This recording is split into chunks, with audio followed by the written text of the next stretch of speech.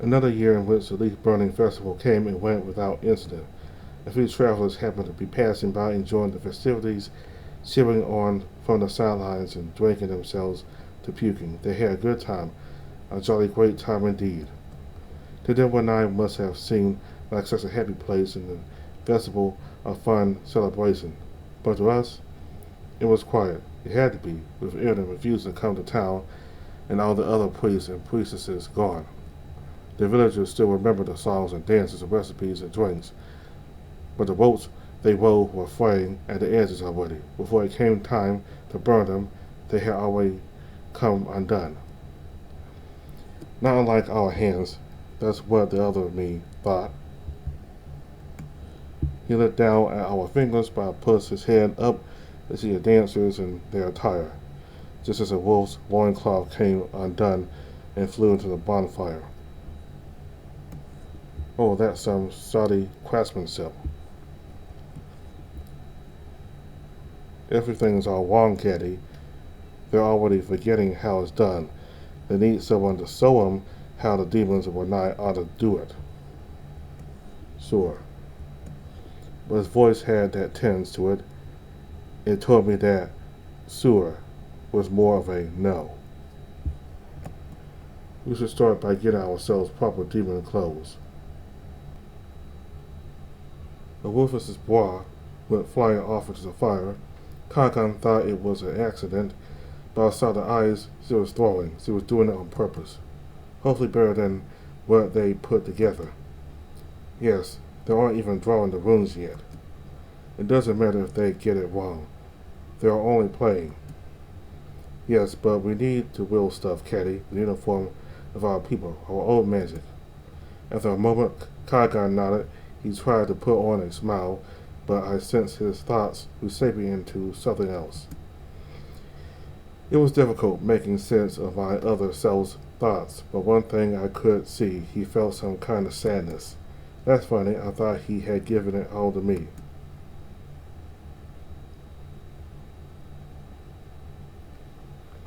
Teacher once spoke of a ruin that still held a ceremonial attire from old Wanai, a place where Mom and Dad used to stash things they needed to keep away from all other eyes, deep in the valley, where nobody dared to venture too deep, shrouded by fear and dark and beasts. That was a long time ago, but now during the quiet nights when we struggle to fall asleep, I hear them calling to me. My other self, he can stand in the light of the village and wear the disguise, but I'm a Simon. That's who I, or what I am. I'm the tree that twists itself within. I'm the tree that twists within itself. I'm the sorrow and tangled root, keeping them grounded to our nigh and away from the tree. But I am incomplete. Not because of Caddy, no, it's the opposite. Actually, sure I used to be confused and sad at the purpose he gave me. I resented him for it. But no more. In splitting us, he's made us more complete than we ever be while whole. Instead, I am incomplete because we are alone. Sovereigns should be a pack.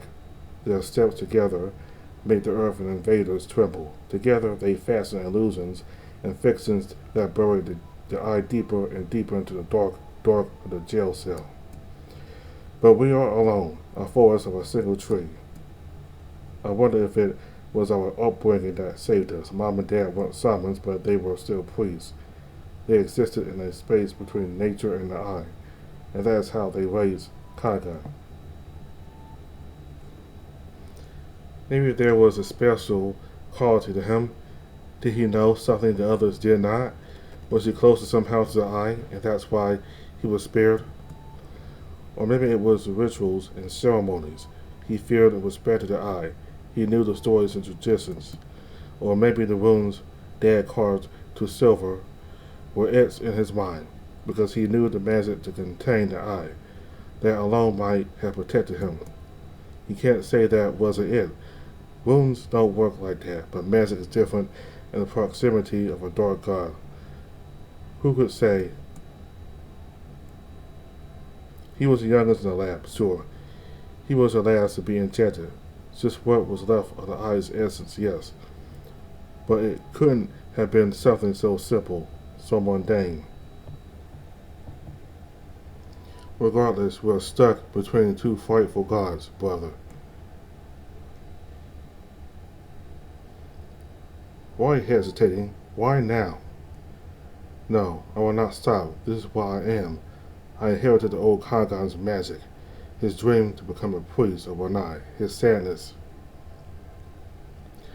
What remains of ancient Wanai is ours by right, and if you will reject it, then it will be mine and mine alone. The red and gold bracelets, the loop or spiral beads, the purple room belt, like those of the dancers of the leaf-burning festival, but will. Wanskai, the ancient rune adopted by those of our heritage. To close your eyes is to be protected from the dark God's truth and to keep it asleep. And the wolves, and all the wolves and summons from so long ago, that you sacrifice your bodies, your cities, your lives, all to protect nature from the eye. My ancestors, let me carry your burden. Crush me with your weight and your purpose. Give me the knife claw to carve a space in this world for my own self. As long as I can do that, I will shoulder this burden. Because this is what I am, and it is best to be crushed by this weight than the alternative. That emptiness that lies beyond, to lose what makes me what I am, whatever I may be. Please, let me have a self. 2 years later, Ryan had a hand on his chin as he contemplated the arrangement of stones on the table in front of him. Each stone had a colored number painted on it and had a faint, sweet smell that reminded me of fruit, and they were grouped by color or number. Teresa was sitting across from him and Anna next to them. Each of the three had a few rocks concealed behind a small piece of wood. I couldn't see Teresa's hand, but it was obvious to me she was about to play her last stone, and when she didn't bother hiding how much she was anticipating Ryan's next move, expecting him to open the path to her victory. Which was indeed what happened. Erin didn't have anything to play with, so her turn came. Teresa placed her last rock and raised her arms in celebration. Ryan was very good at this sort of game. Half the time he attempted illegal moves, and he couldn't really understand what he had to do in order to win, but he had fun anyway. He was a grown man now. The purple tint of his ear tips had become a permanent feature, and not much later his feet shifted to hooves. He had been wanting more drastic changes after we visited the Salmon tree and prayed to the ancient Salmons to Woodnear, the Compassionate, or the Wolfar guy, as Ryan liked to call him. Although he wouldn't get the chance to call himself by Wanskai for 3 more years, he had been playing around with the idea of that name, his demon self, as he called it. He had taken inspiration from the strategies of ancient Wanai, wolves touched by the eye, Salmons like him and I, pretending to be fully fledged demons in service of a dark god to keep others away from the valley.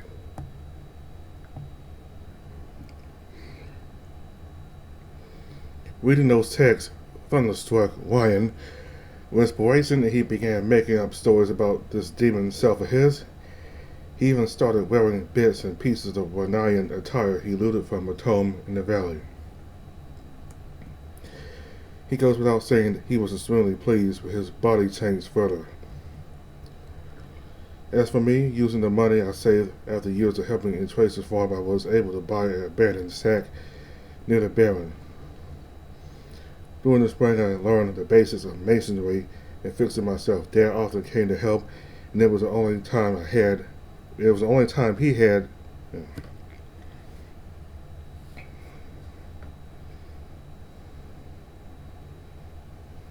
During the spring, I learned the basics of masonry and fixed it myself. Dad often came to help, and it was the only time he came to Brunei. I was able to move out in time for summer. We still visit Dad every day for dinner, though, and we spent the following winter at the shrine with him. It would be another year before we had the money for a stove, and a few months more to buy our first cooking pot. It had been shortly after moving that I had dedicated myself fully to my job as a lumberjack. Since the day we learned about the plague, Ryan stopped writing letters altogether. He was still waiting to hear back from Heather, but he never brought up the idea of going to Oblon. Was he afraid that Heather was really dead, or that he lived but had simply forgotten all about us? He never said, nor did he let any of his feelings on this matter spill over to my side.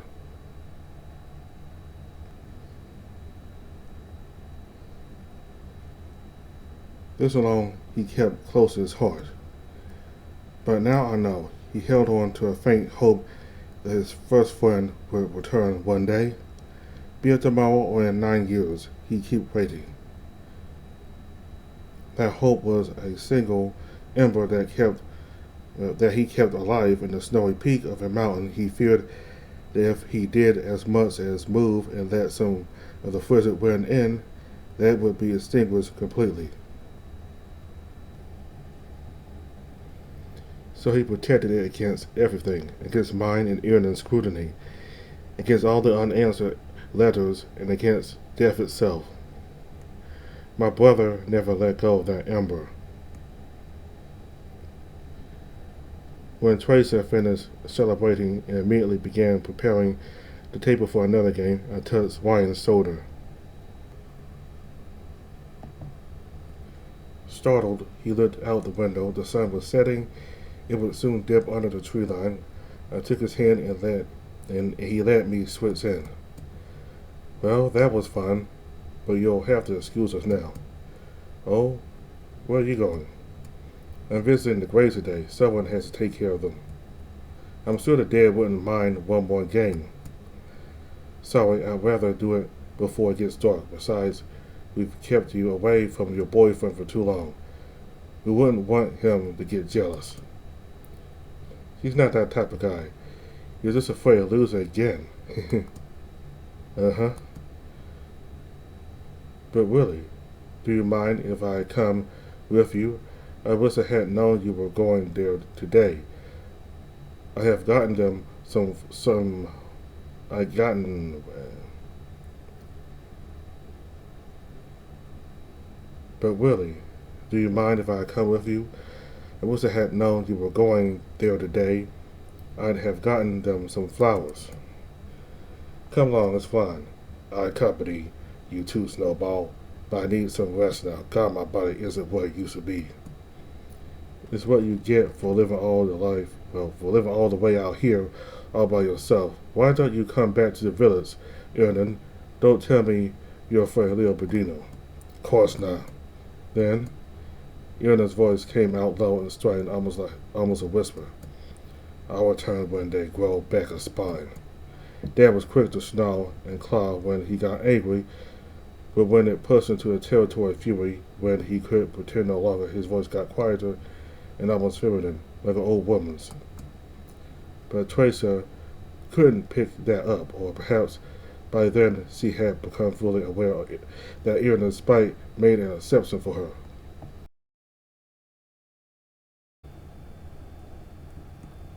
You sound just like Ryan. His anger must be contagious. I better get out of here before I become a hermit too. Now I can't help but wonder if she, despite her jokes and levity, also held some of that same resentment deep down. Let's go, Caddy. Indeed, with the years, Aaron only grew more resentful towards Renai. I guess that, as a priest, he couldn't ignore how the town was quick to forget Leo Bedino's victims. They say time heals all wounds, but that's not always true. Sometimes it festers, sometimes it doesn't close right. sometimes that the nerves are left all wrong and knotted in pain. I was often told the people were nigh wanted Dad to come back, but that is not exactly right. They wanted an Iranian who had never been wounded, whose injuries had never festered, whose sight would not remind them of their own scars. The good priest who would help them when they needed, who could brew rudimentary elixirs, who cooked for and organized the fun festivities they remembered. They wanted immunity, not the punishment because losing their loved ones was wrongdoing enough already, but the consequences. They wanted an Iranian who did not exist, and were not so opposed to casting out the version of him that did not fit their desires. Because he was a violation of their tacit agreement to forget. Because remembering is enough to reopen the wound. Nobody mentioned the disappeared wolves again. By then, when I knew that they were dead, what else would it mean for the only person to come back to make graves for the others? And they knew who was responsible, but they were powerless, so they forced themselves to move on, to bite down the pain and humiliation and forget it, even at the cost of the dead's dignity.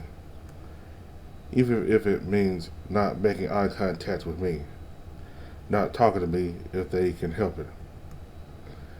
While Irnan's and Ryan's wounds continued to rot and fester, Ryan never got over his fears of losing his loved ones. How could he?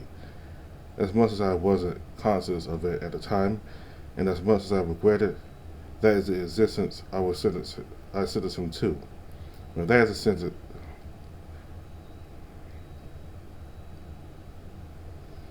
Meanwhile, Irnan's and Ryan's wounds continued to rot and fester. Ryan never got over his fears of losing his loved ones. How could he? As much as I wasn't conscious of it at the time, and as much as I regretted, that is the existence I sentenced him to. And Irnan, seeing the dead being forgotten, filled his heart with bitterness. A few years ago, he might have had enough strength to forgive Renai for not helping us, but seeing how we were treated after our return snuffed out whatever care he had left of the town. I let Tracer into our secret for Ryan's sake, but I was glad she had gotten to know Irna as well. That day, when we climbed the hill to tend to graves, we found something we didn't expect. A lioness was kneeling in front of one of the statues, her head low and shoulders slouched. She was crushing grass and leaves in her fist. When she heard us approach, she turned to face us with a curious, almost cautious smile. And I realized the lioness was actually a boy. In my defense, lions don't usually cut their manes so short. In my time in the mansion, I had learned that it is either seen as effeminate or as the kind of thing fashionable nobles are known to do. Oh, I didn't expect anyone else to come here today. As we for sure weren't expecting a lion's kid. What are you doing here? A kid, I say I look about as young as you do, miss. Oh, such honey words. Forgive my curiosity, but what's a lion doing here? Something like a smile cracked the corners of his lips. It felt familiar, but I couldn't quite place it. Just pay my respects. Allow me a few more minutes, please. Me and Tressa exchanged a surprised look as we stepped back to give him some privacy. Paying respects, did a lion die in the experiment too? But we never made a grave for them. It was only wolves as far as I'm aware of, but I do remember at least one of the guards got taken down by the other prisoners. Still, why would he come to mourn him here? Good question. I'm curious now. Let's ask him about it. A lion in the western place of the Duke's victims? Clearly he's here to vandalize the graves. Let's kill him, Caggart. Let's kill him. A lion in the western place of the Duke's victims? Clearly, he's here to vandalize the graves. Let's kill him, catgun. Calm down, you. Once the lion stood up, we approached him again. I was still picking my words, so Tracer got ahead and asked him first. Do you know them? Just one. He pointed at Elva's statue with what Wine would later describe as the indifference of someone failing to tough out. She was a nice lady, helped me with my job. What would that be? I am an appraiser in training. The Duke gives me artifacts to identify their function and value. She used to help me whenever I stumbled upon a rune I didn't know. There are so many different woven dialects and magic systems built upon them, but she knew nearly all of them. So she became a sort of teacher for me, behind my old man's back. Elva, she was daughter of farmers. Her mother died in childbirth, her father in an accident when she was 11. A family of servants adopted her. They cared for another swine in a neighboring town. She learned woven history and how to read, but had no knack for magic herself, so she didn't follow her adopted family's role. She married and moved to Renai, but didn't have children. Her husband, a fisherman, was found drowned in the river a year before the Duke kidnapped us. He knew how to swim. One day, the old Kangan had been playing with Tracer when it started to rain. Elva invited them in until it passed. She knew him, knew his parents, asked about small things only a friend would know. Elva, this person I remember from memories that are not mine, facts laid on the table, and the face burned in my memory. One of many that anointed us in the lab. She was 47 years old when she passed. Caddy, hey Caddy. My ear twitched as Ryan spoke. I'm curious about his eye. Ask him about it. I didn't. Tracer broke the silence and got ahead of me again. By the way, I'm Tracer. I helped my family run a farm back in town, and this is Kagan. He's a lumberjack. There was something to him, but I couldn't place my finger on it. I tried getting Ryan's help to make sense of it, but Kagan, ask him. I'm Ricardo. Pleased to meet you. By any chance, are you the ones that put these graves here? That we are. I see. I caught one of them some time ago from the servants' gossip, but I never saw anyone come up here.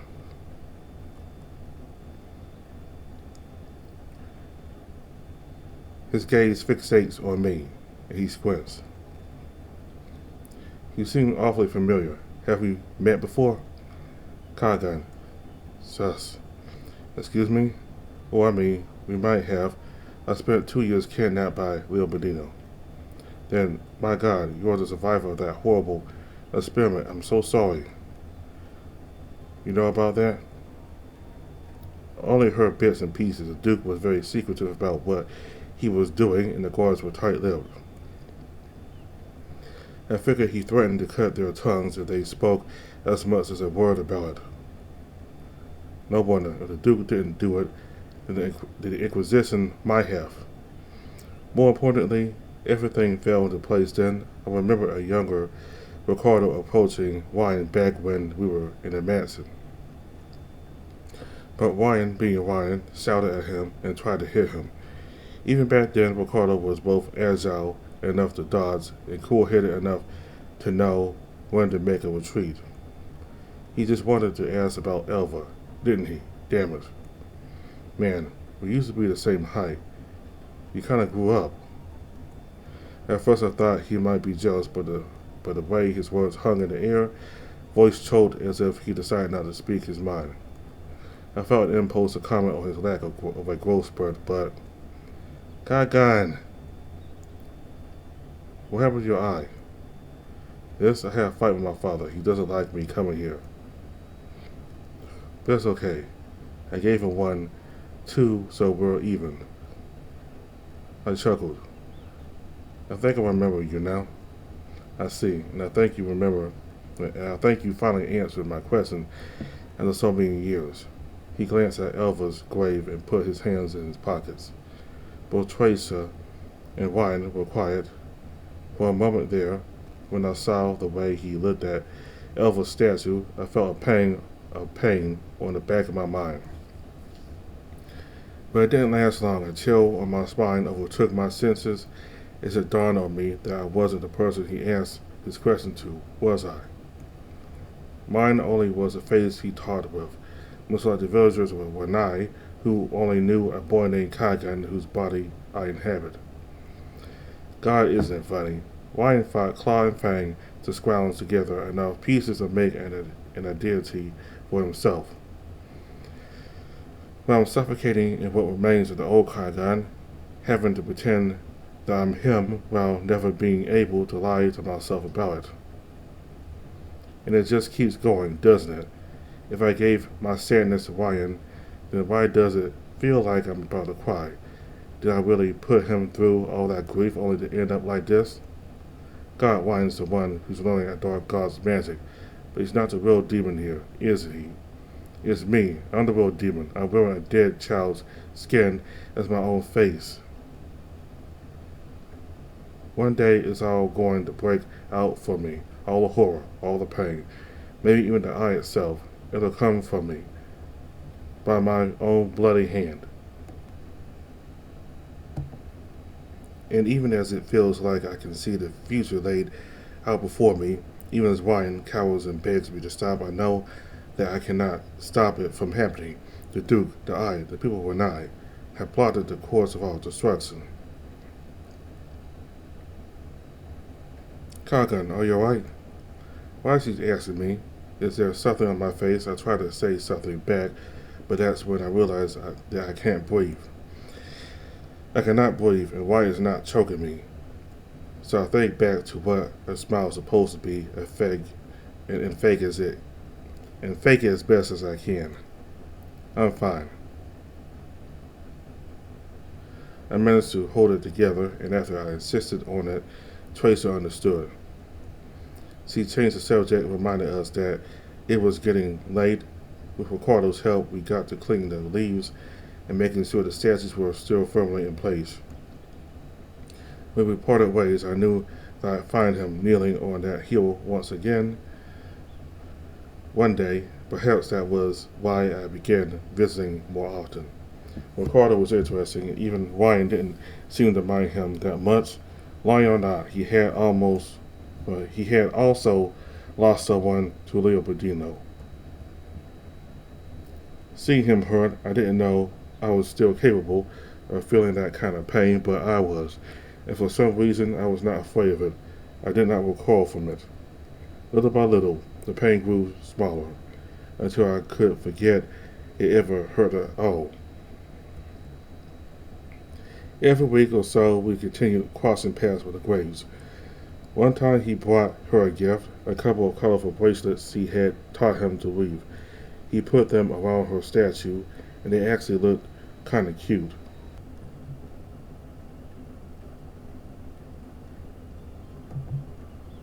That day, Ricardo proposed something baffling to me. Well now, how about a change of scenery? Said Chaz. There's a tavern in town I like to frequent. Let's go there and get some drinks. I'll even pay. You, at tavern, and when I? What's with that face? So it's just, you look sort of lightweight. It's hard to picture you drinking. I assure you that I am a regular, and I can hold my alcohol just fine. You're a strange lion. I could say the same about you, befriending a lion. Are we going to start worrying about these details now? I didn't think much of it at the time, but the notion that Ricardo was my friend seemed natural. I couldn't even consider it worthy of scrutiny or questioning. It's funny, Ryan became friends with Hector on his own, and if anything, I only followed suit. As for Tracer, she was friends with the old Kagan. Because I wear his face, she could think of me as being the same person as him, or at least similar enough to merit the same name. Ever since I returned to Renai, people had kept me at arm's length. I was in, it was in, well, I was an uncomfortable reminder of their pain, so I didn't exactly make any friends among the villagers. Ricardo was the first friend I made entirely on my own, and what brought us together was a shared pain. So I didn't think twice. Being friends with a lion wouldn't be the weirdest thing about me anyway. Either way. I'll never forget the looks we got when we entered the tavern and sat down to have a drink. But I just ignored them. After years of trying to forget what had happened to us, ignoring my existence, someone finally sympathized. That someone was a lion. But so what? None of them had a right to complain. We drank ourselves under the table that night. Ricardo had the idea of finding out which of us held our liquor better, and kept buying drinks until we couldn't sit straight anymore. It was the first time I heard Ryan cry in a long time, although he sounded sort of happy too. He did say Hector's name a lot, something he hadn't done since he immersed himself in his salmon training. In my attempt to console him, I might have talked out loud in front of Ricardo, but thankfully he was too drunk to think anything of it. I ended up escorting Ricardo to the Baron. Apparently not even inebriation could dull my judgment. It just seemed like a bad idea to let him walk home, drunk and on his own, as after he had spent enough coin on drinks to make the bartender sweat. One day, however, Ricardo showed up to the hill with a proposal for a job. Nice to see you, Kagan. You too. What do you have in there? I pointed at the bag he was holding. I figured it was another gift, but his smile said otherwise. Oh, this is something I borrowed from the Duke. Borrowed? Uh-huh. What is it? He took out what looked like a steak, but both me and Ryan quickly realized it was something else, something more sinister. Where did you get that? I was hoping I'd catch your eye. It's one of the artifacts the Duke took from the valley all those years ago. I don't know for sure what it does, but I have theories. I just can't get it to work. But I've been investigating it lately, and I've noticed some similarities in its design to another artifact, the Earth Helpers. Let me cut to the chase. I find this deeply concerning.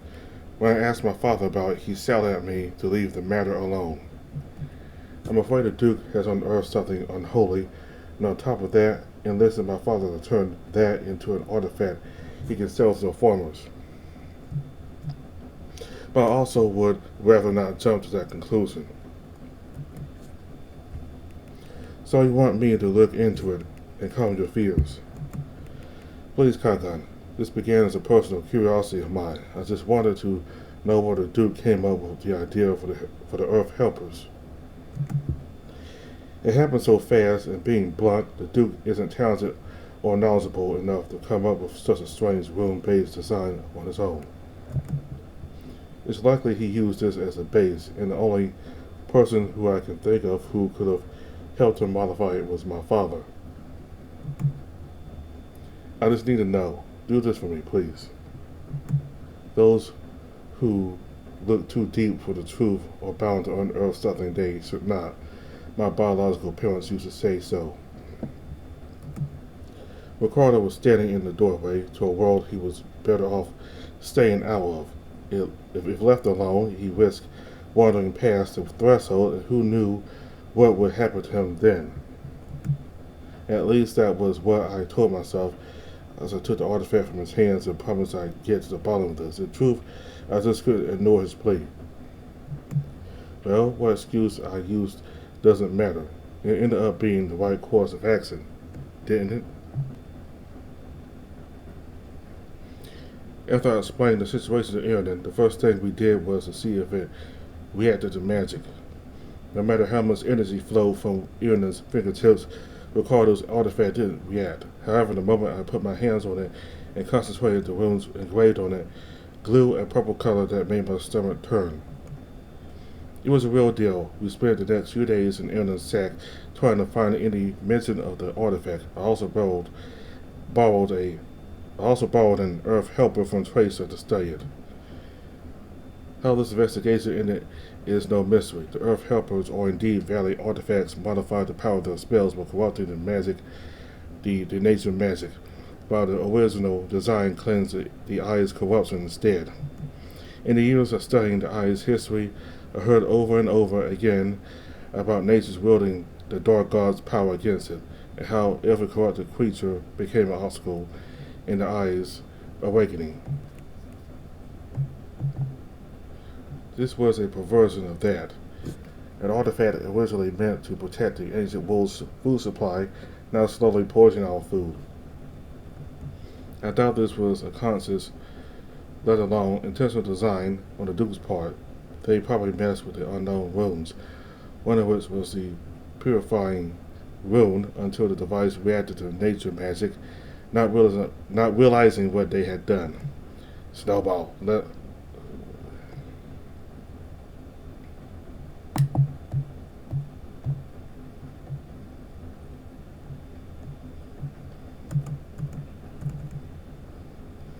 I doubt this was a conscious, let alone intentional design on the Duke's part. They probably messed with unknown runes, one of which was the purifying rune, until the device reacted to nature magic, not realizing what they had done. Snowball. I'll be honest, I don't know if we should get involved in this. What? But this is what we are here for. The Duke is spreading the eye's corruption. He must be punished. Wine disagrees strongly. I figured, but I implore you to remember what our actual duty is, to keep the eye from waking up. Don't get me wrong, the Duke spreading corruption is horrible. In the ideal world, we hang him for it. Were the eye to ever wake up, everywhere these things have been used would be in danger. But as things stand now, this will likely sort itself out. I see. Do you think it's better if we leave this to the Inquisition? Eventually, the eye's corruption will manifest. It will be harmless in the grand scheme of things, but it will give the Inquisitors a kick in the butt to look into what's causing it. They will trace this back to Leopoldino and take his head. We don't need to lift a finger. On the other hand, if we accuse the Duke, then it'll be our word against his. Yes, and who do you think they'll listen to? Wine crossed his arms. It hurt his pride to leave this matter to the Inquisition to eventually deal with, and he was also unhappy to let an excuse to get revenge on Leopoldino pass. But even he understood the Inquisition would side with Leopoldino because giving us the time of day. All that was left was telling Ricardo what we discovered. I need to twist the truth here and there. It's a demonic artifact. It's bad news, but with the demons gone, it won't be a threat. It's better if we leave it to the Inquisition. But when I climbed the hill again and saw his back, something turned in my stomach. I didn't think Ryan felt it, but he definitely noticed me flinching. What's wrong? I'm not sure. Do you not want to lie to him? That probably was it. My first friend had made me such a personal request. He had placed his trust in me, and now here I was plotting a lie to his face. It was a palatable lie, and it was for his sake, but none of that made it feel any better. I mean, maybe you can trust him, like with Tracer. Ricardo nosed me and waved his hand. There you are, all good? Yes, it's just I lowered my gaze at the bag where I was carrying the artifact. Ricardo sighed and slouched his shoulders. Is it as I feared then? Then, the few seconds I had to contemplate Wine's questions had been enough to reach the clear conclusion that I didn't want to drag Ricardo into this world of dark gods and silence. I trusted him, but what good would come out of telling him anything? As far as I am concerned, Ricardo learning I was a Simon will have changed little between us. Whether he understands why I am or not, it changes nothing of what connects us. Never did I hold the illusion he know me so deeply. I enjoyed the aspects of his. I enjoyed the aspects of us that made us close, but also the distance between us otherwise. Telling him about the eye would endanger him to no benefit, so that wasn't the problem. I simply didn't want to lie to him. That was all. But incomplete truth is not a lie. I have no doubt that the Earth Helpers are based on that Valley artifact, but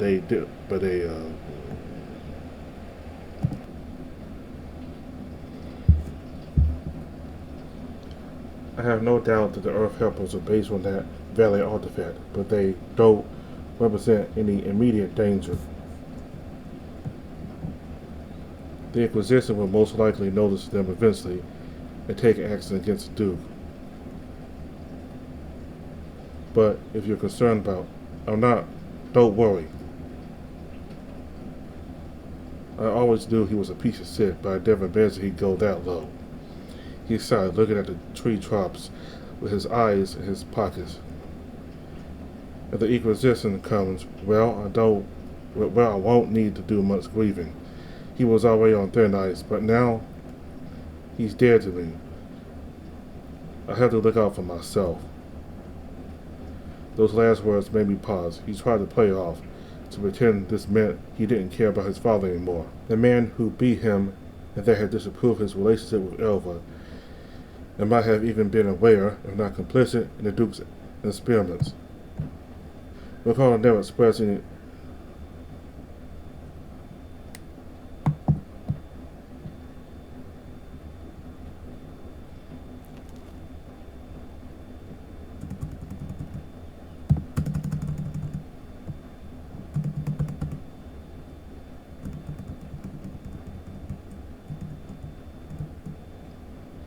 The man who beat him and that had disapproved of his relationship with Elva, and might have even been aware, if not complicit, in the Duke's experiments.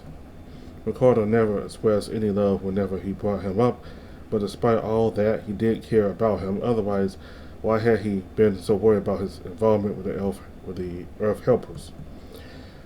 Wyan touched my hand and showed me a glimpse of it. Ricardo had approached me hoping to discover his father was innocent and that there was a reasonable explanation to the artifact's similarity to those from the valley. Only be betrayed once more. In some part of his heart, the lion kept a sliver of love for his father, only to be hurt in return. Why is it that the parent must always torture the child? Seeing Ricardo reminded me of Hector.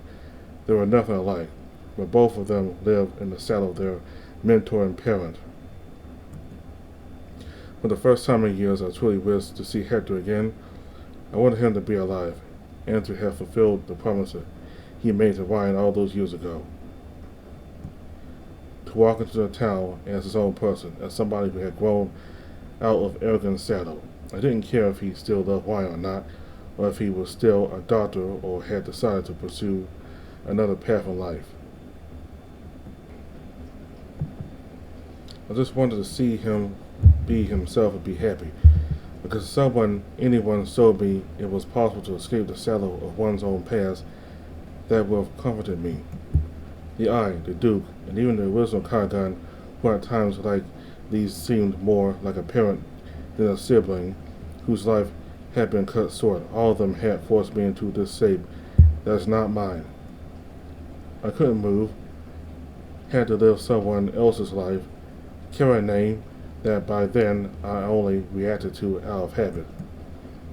I wanted to scream, to rip these second-hand tattoos to pieces and cut down everything that had held me down. But I am just Kagan. As all those emotions fluctuated wildly between me and Ryan, my stone-like expression barely flinched. Ricardo might have noticed it changing, but thinking I was merely feeling sorry for him, he pridefully averted his gaze. I just wanted to see him be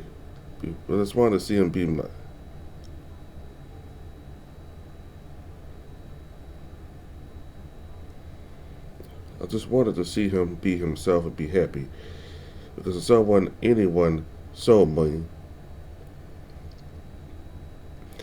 I just wanted to see him be happy.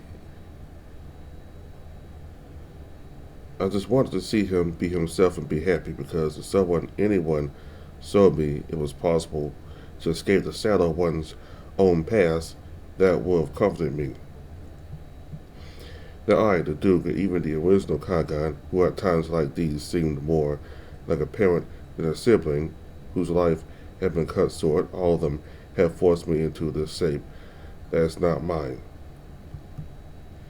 I couldn't move, had to live someone else's life, carry a name that by then only we added to out of habit. I wanted to scream, to rip these second-hand tatters into pieces, and cut down everything that held me down. But I am just Kagan, and all those emotions fluctuated wildly between me and Ryan. My stone-like expression barely flinched. Ricardo might have noticed it changing, but thinking I was merely feeling sorry for him, he pridefully averted his gaze.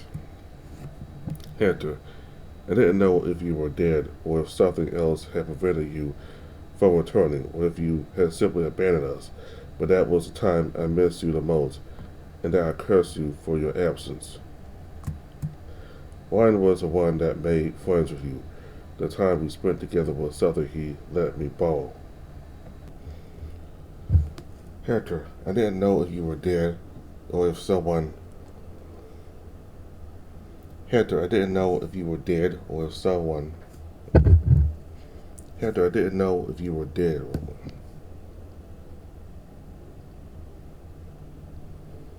Hector, I didn't know if you were dead or if something had.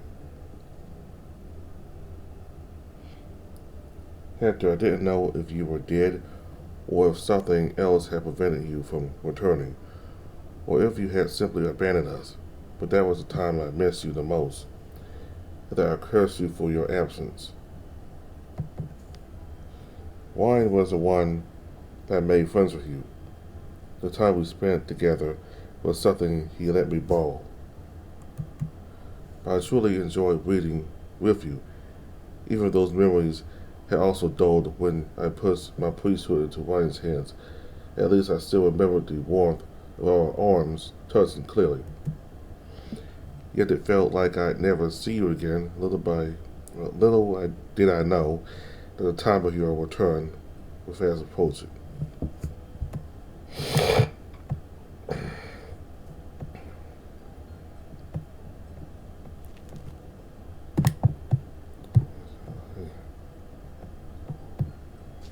Go back.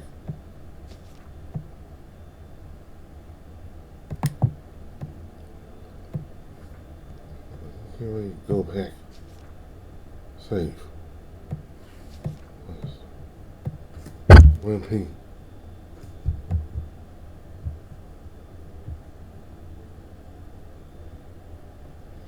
Hector, I didn't know if you were dead, or if something else had prevented you from returning, or if you simply abandoned us. But that was the time I missed you the most, and that I cursed you for your absence. Ryan was the one that made friends with you. The time we spent together was something he let me borrow.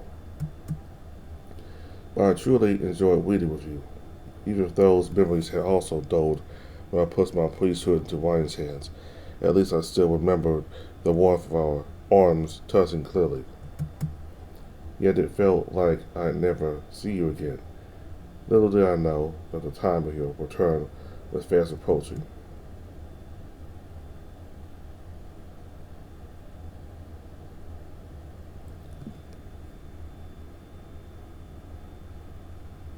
Alright, so Kagan did enjoy Hector's company. I mean, maybe not quite as much as Ryan, but there was times when he did enjoy Hector's company. So, Ryan really enjoyed the company Hector had before he left. And all these years that Hector has been gone, he's been hoping that one day Hector will come back. And when the mailman told him about a plague hitting Oblon, was head to his hometown, that's when Wine flipped out. It went crazy.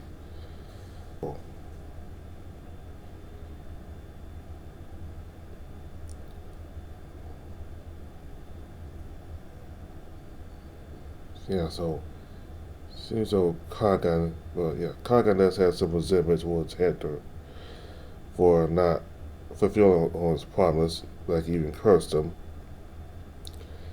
So so what happened to the end there was this right before Hector returned. So yeah, so we got to see them grow up, and and now let me start from the beginning or earlier part of the update, and I'll continue to later parts. But from the beginning, um, we know that Iranon has resentment towards the tribe, well, towards the village, because people just moved on from the deaths. They decided to do nothing, but again, they were powerless really to do anything against the Duke and the Lions, really. But I guess like them not even bothering to remember the people who died in his experiments. That's what made Iranon angry.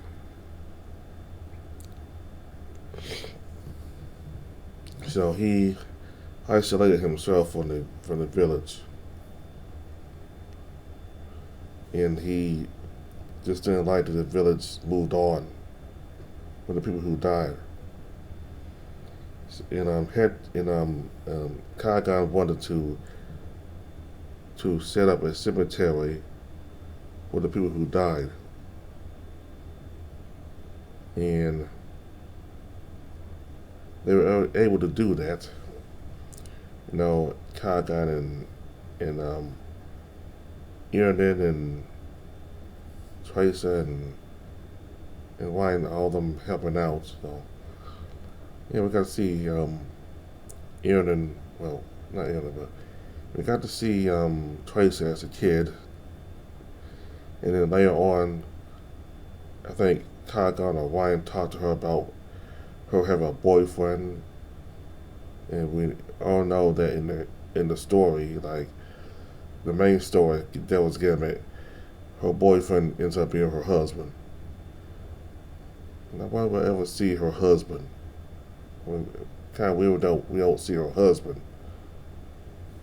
but I wonder if I will see her husband. So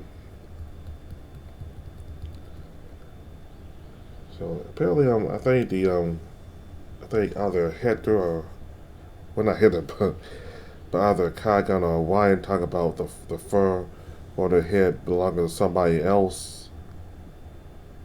You know, somebody who went through pain. I can't quite remember that scene, but they do talk about their face being, the fur on their face being for somebody else. So it must have been one of those wolves that made Kagan a Saban, I guess. Uh, I may be wrong, but I might go look back about that. Alright, so we get to meet Ricardo, and he looks smaller than Tracer. And Ricardo talks about Kagan having a major growth spurt because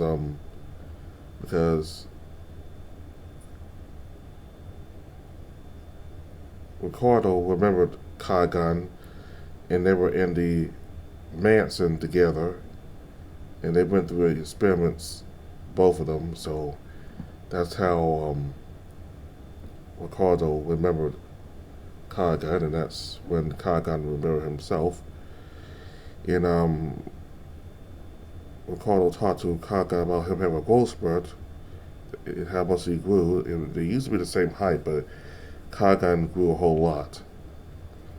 Now, I guess it's because he technically is a demon now. I mean, he seemed to be all sick and scrawny as a child, so I don't think he would have gotten so big if it wasn't for Ryan, really, I guess. But anyway, Ryan, they decided to become friends, and Kagan thought that was strange of him to do that because, you're befriending a lion, but, people in the village, your fellow wolves, ignored you because you're being one of the survivors of the experiments, and people just didn't want to befriend you, so you had to be friends with a lion, and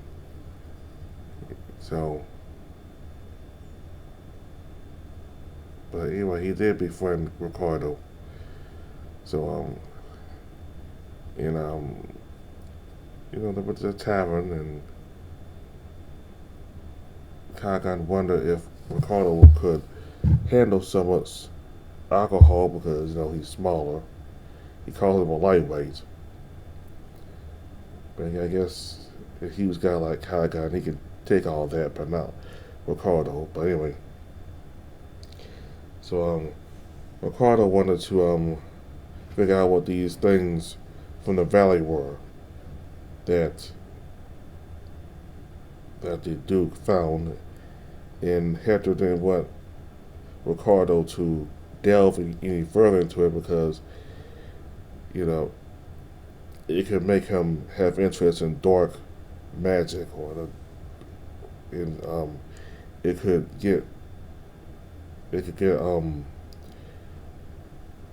Ricardo and Kagan in trouble for dealing with that stuff, and the Inquisition might decide to have them executed. So Kagan really wanted Ricardo to not bother with it because at least if the Inquisition find it with a Duke messing with it, then it's a Duke who gets in trouble, not them. The Inquisition, they'll try to get the Duke punished. So, yeah. Alright, so I wonder how long it's gonna be until we get back to the main story, like when Hector drops the liquid into the ground. Probably won't be until next year at this point, because I think there's still more to this backstory coming out in the next patron update, which I think will be in December. So I think there's still gonna be more of it. I may be wrong, but I think there's gonna be more to this backstory here.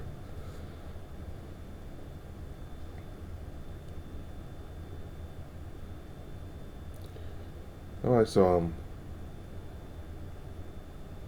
I think I'm gonna stop with my commentary and just end it here. So thank y'all very much for watching. Goodbye.